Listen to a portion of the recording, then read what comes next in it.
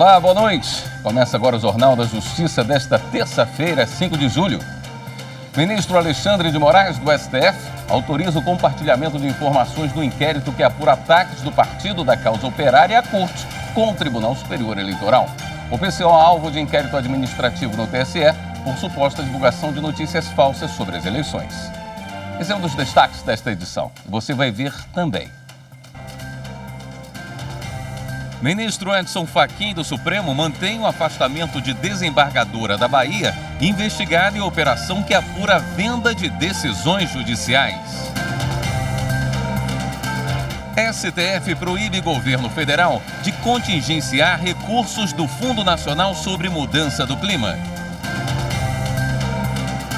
E ainda, Justiça do Distrito Federal determina que motorista que capotou o carro por causa de brita espalhada em rodovia seja indenizada por danos materiais.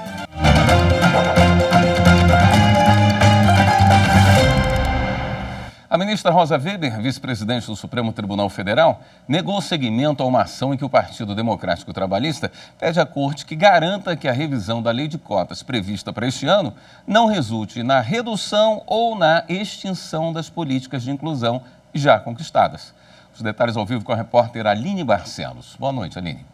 Boa noite, William. Boa noite a todos. O PDT solicitou ao Supremo que a revisão da lei das cotas feita a cada 10 anos se limite apenas a garantir melhorias e não a extinção, suspensão ou diminuição de direitos já alcançados. Mas, segundo a ministra Rosa Weber, trata-se de um pedido de controle de constitucionalidade de caráter preventivo, de algo que ainda vai ser analisado pelo Poder Legislativo.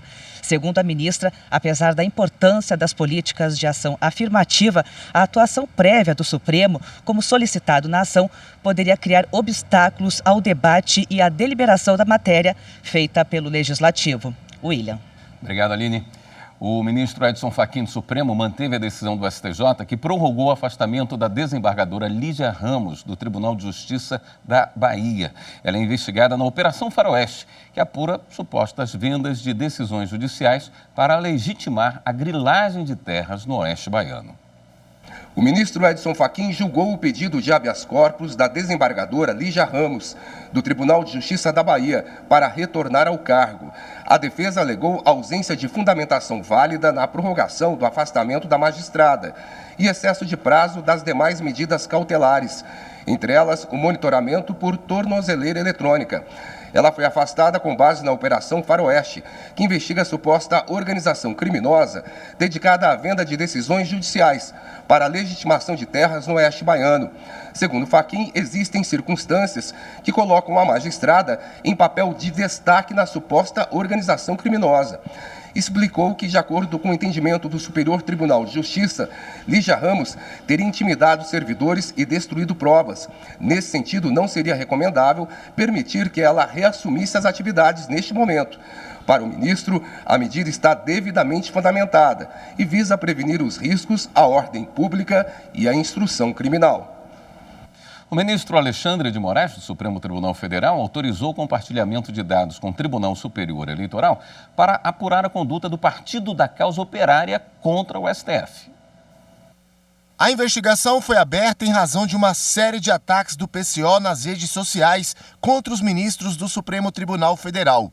O ministro Alexandre de Moraes acatou o pedido feito pelo ministro Mauro Campbell, do Tribunal Superior Eleitoral, e autorizou o compartilhamento e envio de cópia dos autos do Supremo ao TSE para fins de instrução do inquérito administrativo. O inquérito foi instaurado no TSE em razão da publicação de postagens no perfil do PCO no Twitter, republicadas em outras plataformas. De acordo com Campbell, o conteúdo das mensagens afirmava que o Tribunal Superior Eleitoral estaria intervindo ilegalmente no aplicativo de mensagens Telegram, além de classificar a atuação como um ataque à liberdade de expressão e de tentativa de fraudar as eleições. O ministro considerou a atitude como irresponsável e abusiva. No pedido, Campbell explicou que a investigação se faz necessária diante da possibilidade de utilização de recursos do fundo partidário pelo PCO para atacar as instituições e a legitimidade das eleições deste ano, com o objetivo de tumultuar e desestabilizar o processo eleitoral. Ainda segundo os autos, o ministro Alexandre de Moraes já havia determinado o bloqueio das contas de redes sociais da legenda, além de incluir o partido no inquérito das fake news. O Supremo proibiu o governo federal de contingenciar os recursos do Fundo Nacional sobre Mudança do Clima. Por maioria, o plenário também determinou ao governo a destinação de verbas e reconheceu ainda a omissão da União ao não alocar integralmente as receitas em 2019.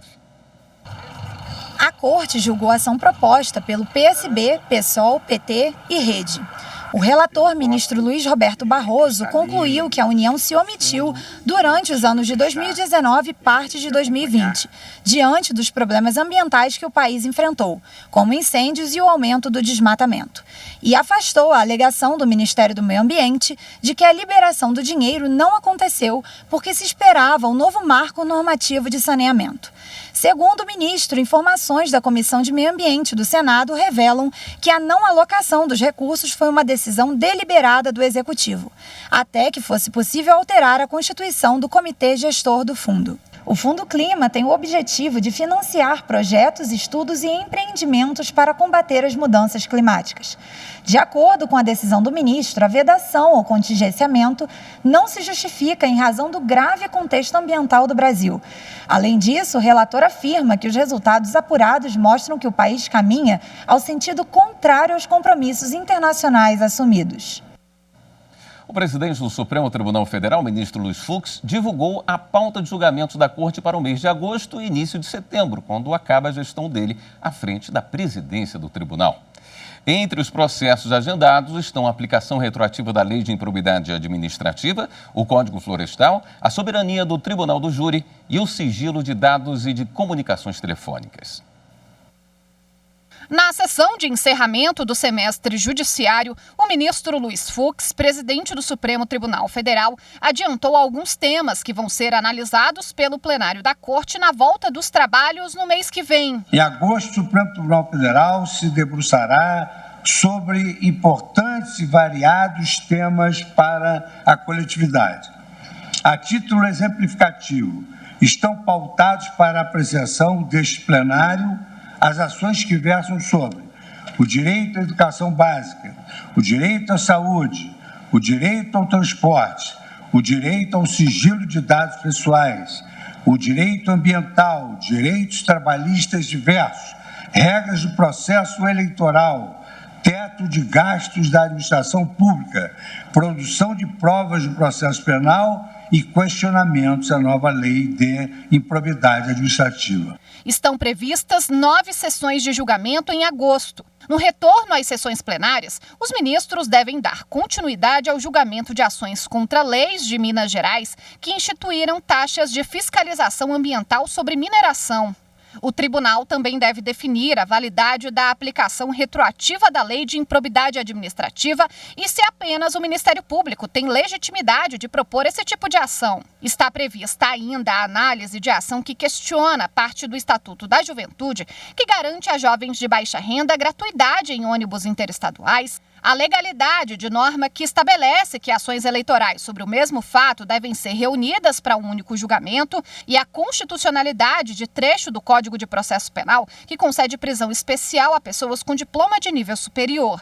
No campo do direito do trabalho, o colegiado vai discutir a validade de pontos da Lei dos Caminhoneiros, que reduziu o horário de descanso e alimentação dos profissionais e passou a exigir deles exame toxicológico.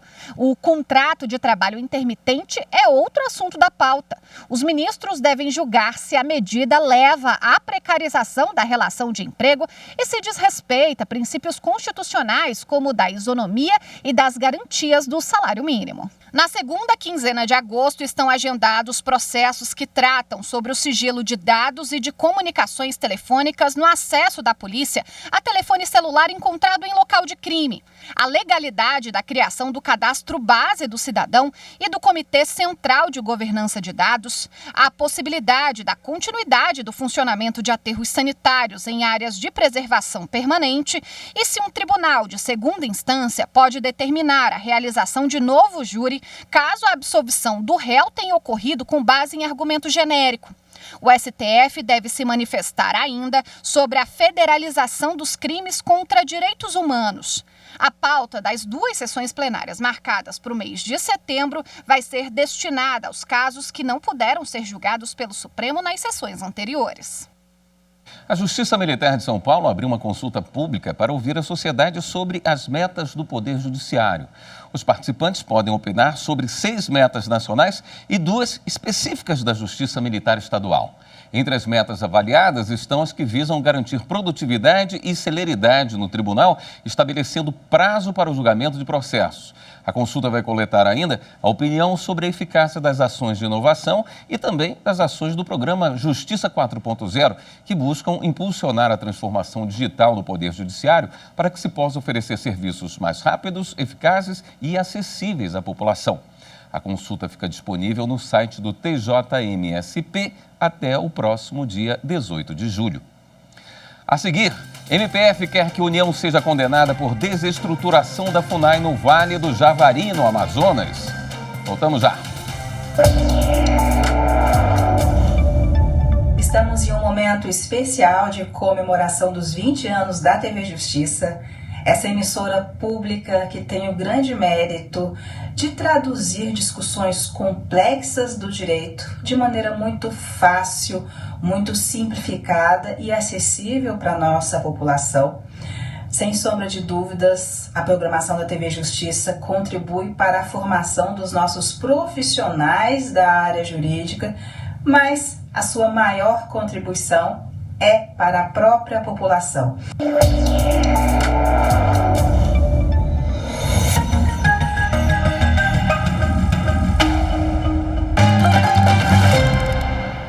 O Tribunal Regional Federal da Primeira Região absolveu um homem que havia sido condenado à pena de reclusão por participar de um protesto em Minas Gerais.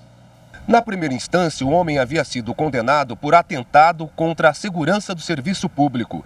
Segundo a denúncia, ele teria organizado e participado ativamente de uma manifestação contrária à cobrança de um pedágio na BR-040, em Minas Gerais.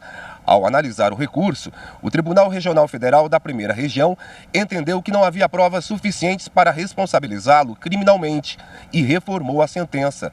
Para a relatora, desembargadora federal Maria do Carmo Cardoso, a prova de participação do réu como líder comunitário não é suficiente para responsabilizá-lo pelo bloqueio do trânsito e levantamento das cancelas ou mesmo por eventuais prejuízos causados à concessionária da rodovia. Os desembargadores do TRF1, por unanimidade, seguiram o voto da relatora. Um ex-operador de áudio da banda Titãs não conseguiu comprovar coação sofrida ao firmar acordo trabalhista. O caso foi julgado pelo TST. De acordo com o processo, o operador de áudio havia trabalhado para a produtora da banda Titãs de 2003 a 2013, quando firmou o acordo trabalhista de R$15 mil. Insatisfeito com o valor recebido, em 2014 ele ajuizou a ação rescisória, porque também teria sido coagido a aceitar os termos do acordo. Em defesa, a produtora da banda negou as acusações. O Tribunal Regional do Trabalho da 2ª Região, em São Paulo, entendeu que havia indícios de fraude dos direitos do trabalhador por parte da empresa. Segundo o TRT, o advogado que representou o operador de áudio teria sido indicado pela produtora da banda Titãs, que teria adotado reiteradas vezes a formalização de acordos prévios e posterior simulação de litígios com o objetivo de obter chancela judicial. A produtora da banda recorreu da decisão ao Tribunal Superior do Trabalho.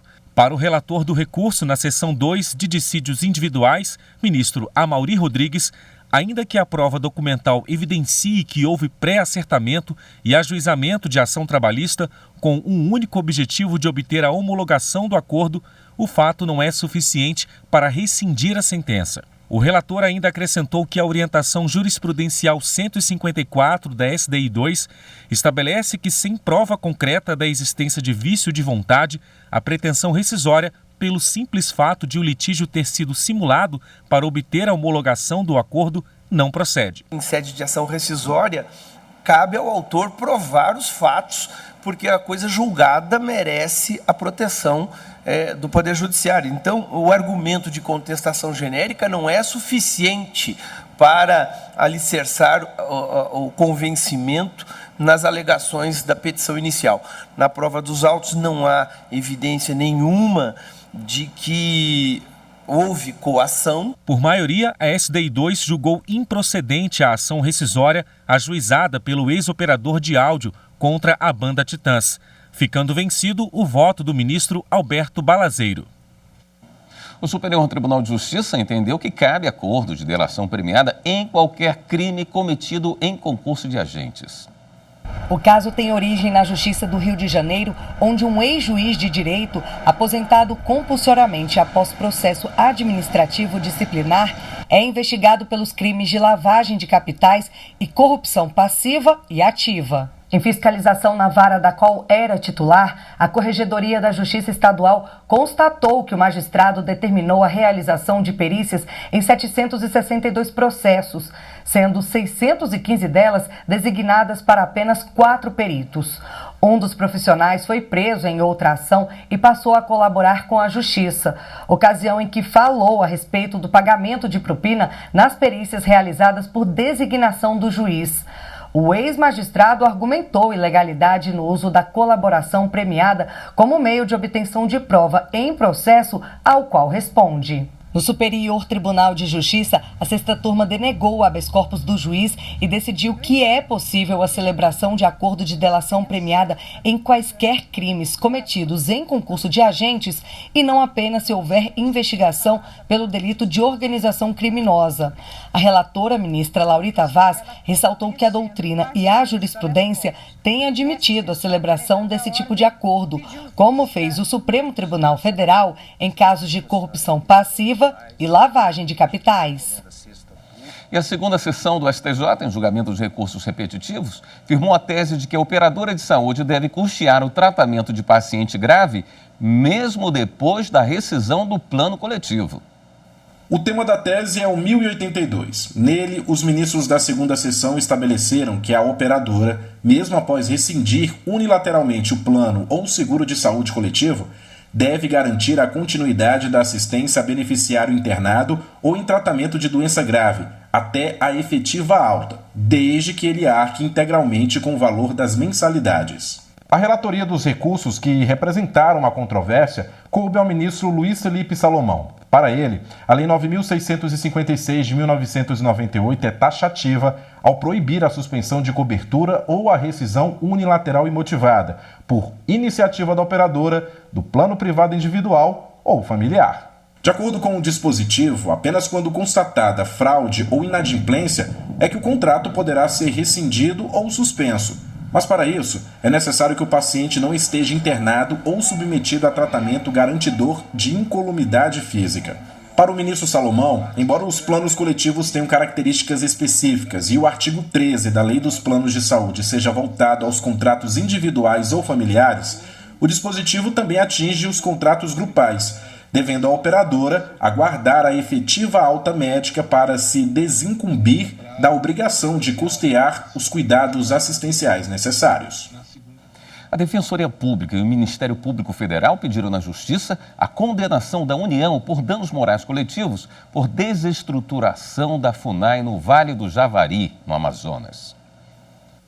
Os conflitos na região são denunciados pelo Ministério Público Federal e pela DPU há anos, bem antes dos assassinatos do indigenista Bruno Araújo e do jornalista Dom Philips.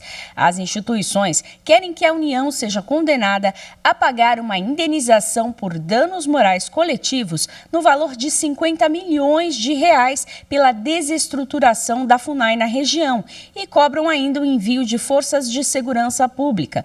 No pedido ainda consta que o dinheiro deva ser revertido em proveito dos povos indígenas isolados e aqueles de recente contato, por meio de repasse à FUNAI, com a apresentação de projeto e cronograma para sua execução.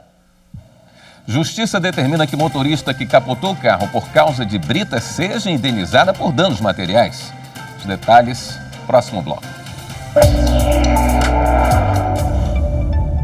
Aproximar a justiça da sociedade. É esse o papel que a TV Justiça vem cumprindo ao longo dos anos, dando transparência ao julgamento dos processos não apenas para a comunidade jurídica, mas para toda a sociedade.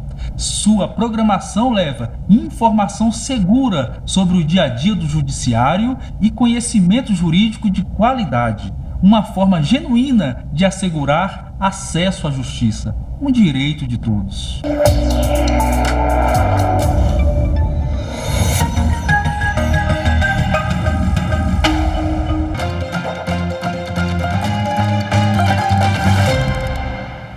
No Distrito Federal, a Justiça determinou que uma motorista seja indenizada por danos materiais. Ela sofreu um acidente e teve perda total do veículo.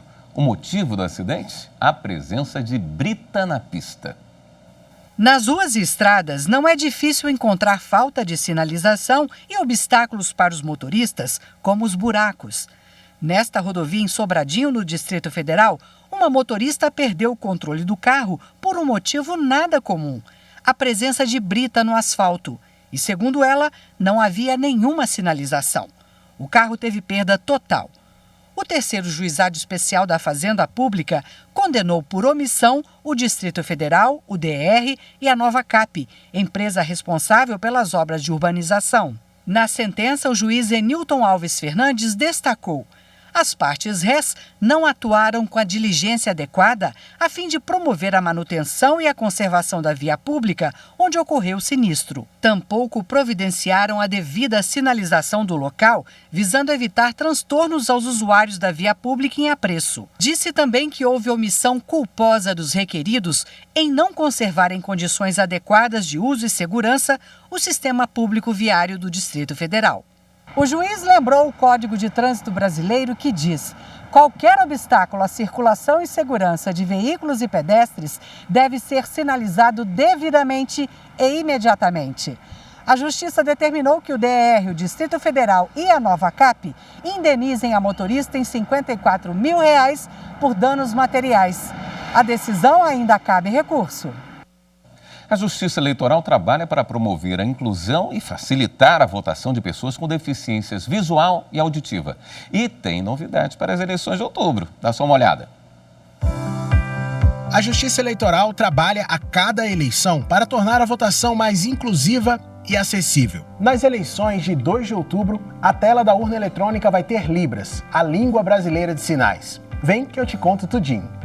A intérprete vai estar bem aqui, no canto inferior direito. E nem precisa pedir ao mesário. A ideia é deixar tudo mais fácil na hora de votar. A Libras é mais uma ferramenta de acessibilidade da urna. Outra ferramenta é o sintetizador de voz, que foi melhorado para as eleições. Esse recurso é para pessoas com deficiência visual. Na hora de votar, elas recebem um fone, fornecido pela Justiça Eleitoral, para ouvir as orientações na urna. O áudio agora está mais fácil de entender e informa a tecla pressionada, o nome da candidata ou candidato na tela, do vice e do suplente, assim como o nome dos partidos. Escuta só. Você está votando para deputado federal. A eleitora ou eleitor ainda pode controlar o volume do áudio. Para aumentar, é só apertar a tecla 3 e para diminuir é na tecla 9. Também dá para alterar a velocidade. Apertando a tecla 6, a fala fica mais rápida e com a tecla 4, a fala fica mais lenta. E se liga, as teclas da urna imitam o teclado de um telefone para facilitar a vida de todo mundo. O número 5 tem uma marca em alto relevo para orientar quem não enxerga bem. E todas as teclas têm escrita em braille. Na nova urna, o teclado é centralizado e fica numa posição mais próxima ao monitor, para deixar mais natural a experiência de votar. É dever da Justiça Eleitoral facilitar o exercício do voto para todas e todos, porque todo voto importa.